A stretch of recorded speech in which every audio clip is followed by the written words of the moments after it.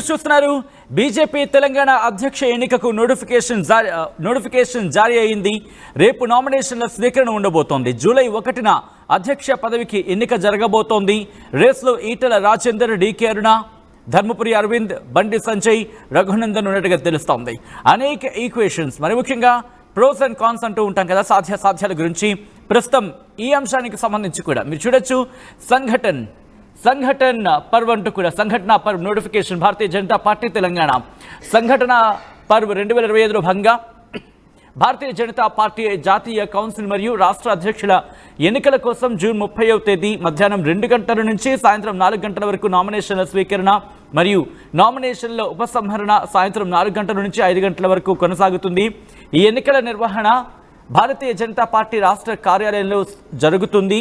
ఈ ఎన్నికలకు రాష్ట్రానికి కేంద్ర ఎన్నికల రిటర్నింగ్ అధికారిగా గౌరవ కేంద్ర మంత్రివర్యులు శోభా కరాంద్లాజే గారు వ్యవహరిస్తారంటూ కూడా ఎండల లక్ష్మీనారాయణ, మాజీ ఎమ్మెల్యే, బీజేపీ తెలంగాణ రాష్ట్ర ఎన్నికల అధికారి అంటూ కూడా మీరు చూడొచ్చు. సో ఈ నేపథ్యంలోని రేపు అంటే మరికొద్ది గంటల్లోని, ఇంకా చెప్పాలంటే మరికొద్ది గంటల్లోని క్లారిటీ రాబోతోంది. అధ్యక్షులుగా ఎవరిని ఎన్నుకోబోతున్నారు, మరి ముఖ్యంగా భారతీయ జనతా పార్టీ గురించి మనం మాట్లాడుకుంటూ ఉంటాం. ఇక్కడ పార్టీకి సంబంధించి మాట్లాడిన సందర్భంలో ఎవరిని ఎన్నుకోబోతున్నారు, ఇన్ఫ్యాక్ట్ ఎవరిని ఎన్నుకోబోతున్నారు, ఎటువంటి అంశాలు ఇక్కడ ప్రభావితం కాబోతున్నాయి, ఎటువంటి అంశాలు ప్రాధాన్యతగా ఉండబోతున్నాయి, ఎన్నికలకు సంబంధించి అంటే అక్కడ నామినేషన్ వేసే ప్రక్రియలో భాగంగానే దాదాపుగా క్లారిటీ వచ్చేస్తుంది. ఎన్ని నామినేషన్స్ పడ్డాయి, దాంతోపాటు ఎవరిని ఎన్నుకోబోతున్నారు అనే అంశానికి సంబంధించి దాదాపు అక్కడే పిక్చర్ క్లారిటీ వచ్చేస్తుంది. ఇప్పటికే రేసులో ఈటల రాజేందర్కి సంబంధించి మాట్లాడుకున్నాం. దాంతోపాటు ధర్మపురి అరవింద్, బండి సంజయ్, రఘునందన్ వీళ్ళందరూ కూడా ఉన్నారు. కానీ ఎవరికి వెళ్ళే అవకాశం ఉంది అనే అంశానికి సంబంధించి మాత్రం పెద్ద ఎత్తున చర్చ జరుగుతోంది. బట్ రేస్లో ముందు వరుసలో ఉన్న పేర్లకు సంబంధించి మాట్లాడుకునే క్రమంలో ఈ 4 పేర్లలో ఒకే ఇద్దరు ముగ్గురు పేర్లు చాలా కీలకంగా వినిపిస్తున్నాయి. ఇంతకీ ఎటువంటి ఈక్వేషన్స్ ఫాలో అవుతోంది, ఎటువంటి అంశాలను పరిశీలిస్తోంది, ఎటువంటి అంశాలను పరిగణలోకి తీసుకోవడం జరుగుతుంది భారతీయ జనతా పార్టీ, తెలుసుకునే ప్రయత్నం చేద్దాం. ఇదే అంశానికి సంబంధించి అప్డేట్స్ అందించేందుకు మా ప్రతినిధి శ్రీధర్ సిద్ధంగా ఉన్నారు. శ్రీధర్, బీజేపీ తెలంగాణ అధ్యక్ష ఎన్నికకు నోటిఫికేషన్ జారీ అయింది. రేపు నామినేషన్ల స్వీకరణ ఉండబోతోంది. ఎవరెవరు నామినేషన్ వేసే అవకాశం ఉంది, ఏవైనా మార్పులు చేర్పులు జరిగే అవకాశం ఉంది, ఏమైనా ట్విస్టులు ఉండే అవకాశం ఉందా రేపు? డెఫినెట్ గా సచిన్, ఒకవైపు అటు బీజేపీ రాష్ట్ర అధ్యక్షుడికి నోటిఫికేషన్ విడుదలైన నేపథ్యంలో ఆశాభావులందరిలోనూ ఒక ఉత్కంఠ అయితే నెలకొందని చెప్పాలి.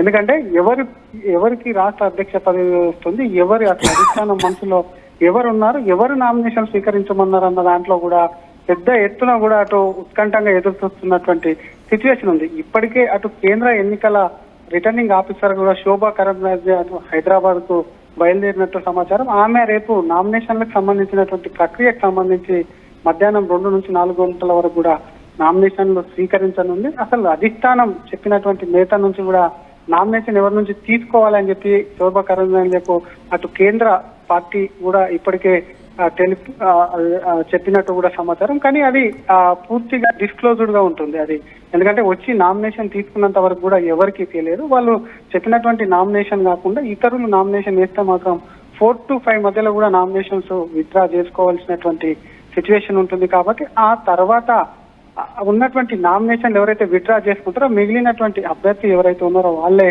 అటు తెలంగాణ ప్రెసిడెంట్ గా కూడా బీజేపీ ప్రెసిడెంట్ చీఫ్ ఎన్నిక అనేది దాదాపుగా పూర్తి అయిపోతుంది. ఆ తర్వాత నెక్స్ట్ డే 1వ తేదీన కూడా అఫీషియల్ గా కూడా బీజేపీ ప్రెసిడెంట్ కు సంబంధించి కూడా ప్రకటన ఉండబోతుంది. ఇందులో ప్రధానంగా రేస్ లో చెప్పుకోవాల్సిన పేరు అటు ఈటల రాజేందర్, అరవింద్, బండి సంజయ్, లక్ష్మణ్ తో పాటు మరి 2 నేతలు కూడా కొత్తగా యాడ్ అయినట్టు కూడా సమాచారం. ఎందుకంటే రామచంద్రరావుకు సంబంధించి కూడా మళ్ళీ తెరపైకి ఆయన పేరు వచ్చింది. సంఘకు సంబంధించి ఆయనకు పెద్ద ఎత్తున మద్దతు కోరుతున్నారు. రామచంద్రరావు నాన్ కాంట్రవర్సీ కాబట్టి ఆయనకు సంబంధించి కూడా ఇస్తే ఏ విధంగా ఉంటుందన్న దానిపై కూడా కొంత సమాలోచనలు వేసుకున్నట్టు కూడా పార్టీ నేతలు గుసగుసలాడుతున్నారు. మరొక నేత, బీసీ నేత, పార్టీలో సీనియర్ గా ఉన్నటువంటి తల్లోజి ఆచార్య సైతం కూడా తమకు సంబంధించి కూడా మరొకసారి తమకు అవకాశం ఇవ్వాలని చెప్పి వారు కూడా కోరుతున్నట్టు సమాచారం. వారితో పాటు అటు మహిళా కోటకు సంబంధించి డీకేఆర్న సైతం కూడా ముందంజలో ఉన్నట్టు సమాచారం. కానీ పేర్లు అయితే ఇంతమంది దాదాపు 2 డజన్ మంది పైగా కూడా అధ్యక్షుడు రేస్ లో ఉన్నారు. కానీ ఎవరు అనేది కూడా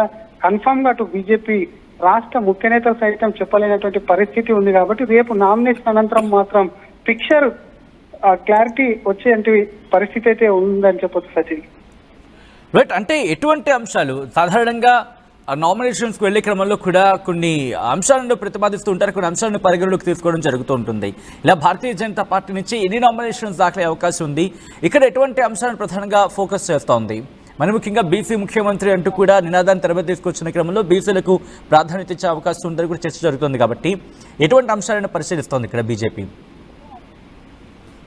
సచిన్, ముందుగా అటు బీసీకి కూడా ప్రాధాన్యత, ఎందుకంటే తెలంగాణకు సంబంధించి బీసీ కార్డు చాలా పవర్ఫుల్ గా పనిచేస్తుంది కాబట్టి ఇప్పటికటు కాంగ్రెస్ పార్టీ పిసిసి ప్రెసిడెంట్ కూడా బీసీ ఉన్నారు. ఇంకోవైపు కవిత బీసీ ఉద్యమం ఎంచుకుంది. తెలంగాణకు సంబంధించి అటు ప్రభుత్వం, రాష్ట్ర ప్రభుత్వం కూడా బీసీ 42% రిజర్వేషన్కి సంబంధించి అసెంబ్లీలో ఆమోదం కూడా తెలిపింది. ఇటువంటి తరుణంలో కూడా ఇటు బీసీ నేతకు ఇవ్వాలని పార్టీలో పెద్ద ఎత్తున చర్చ జరుగుతున్నప్పుడు బీసీలో ప్రధానంగా కూడా అగ్రనేతలు ఉన్నారు. ఈటెల రాజేందర్ కానివ్వండి, అరవింద్, లక్ష్మణ్, బండి సంజయ్, వీరందరూ కూడా టాప్ మోస్ట్ లీడర్లు ఉన్నారు. కాబట్టి వారికి సంబంధించి పార్టీలో కొంత డిస్టర్బెన్స్ ఉంది, వర్గాలు ఉన్నాయి. కాబట్టి వాటికి సంబంధించి అందరినీ సమన్వయం చేసుకుంటూ, ఎందుకంటే ఒక్కొక్క నేతకు ఒక్కొక్క విధంగా కూడా ఫాలోయింగ్ సంబంధించి కానీ వారికి సపరేట్ ఫ్యాన్ కార్యకర్తల మద్దతు ఉన్నటువంటి పరిస్థితి ఉంది. కాబట్టి నేతలను సమన్వయం చేసుకోవాలి. ఒకవేళ అధ్యక్షుడిని ప్రకటించి పార్టీకి కొత్త తలనొప్పి తెచ్చుకోవద్దు. కాబట్టి సరైనటువంటి వ్యక్తిని చూజ్ చేసుకోవాలని చెప్పి పార్టీ అధిష్టానం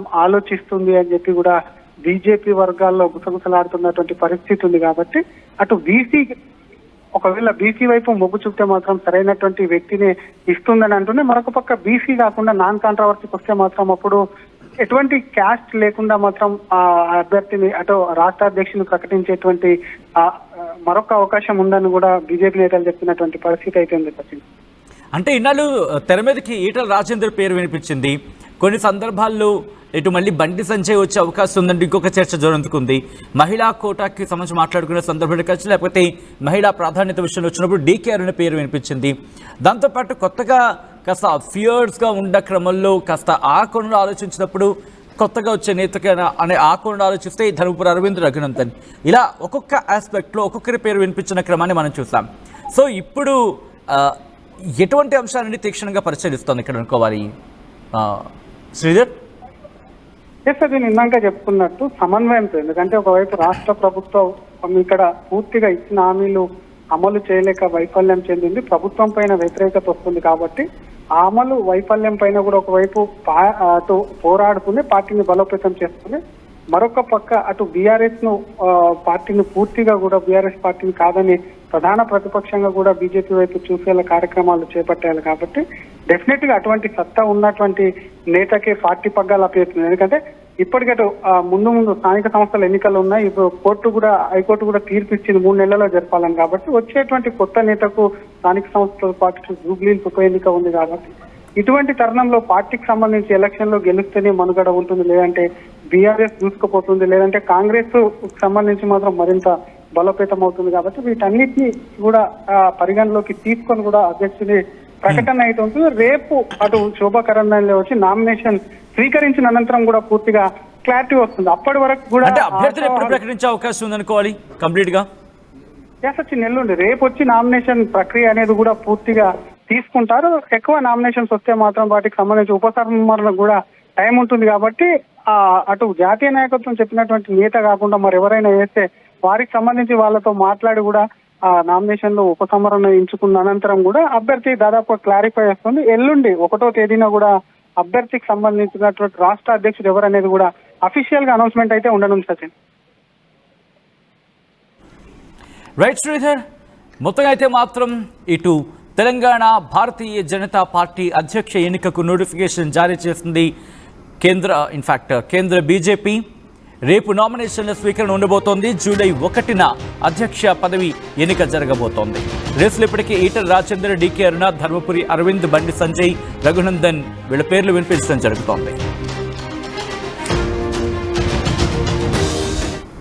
తెలుగులో న్యూస్ కి ఫాస్టెస్ట్ యాప్ ఇప్పుడు టోటల్లీ న్యూ అవతార్లో జస్ట్ 5 seconds లో కంప్లీట్ న్యూస్. సోషల్ మీడియాలో ట్రెండ్స్ కి వన్ స్టాప్ సొల్యూషన్.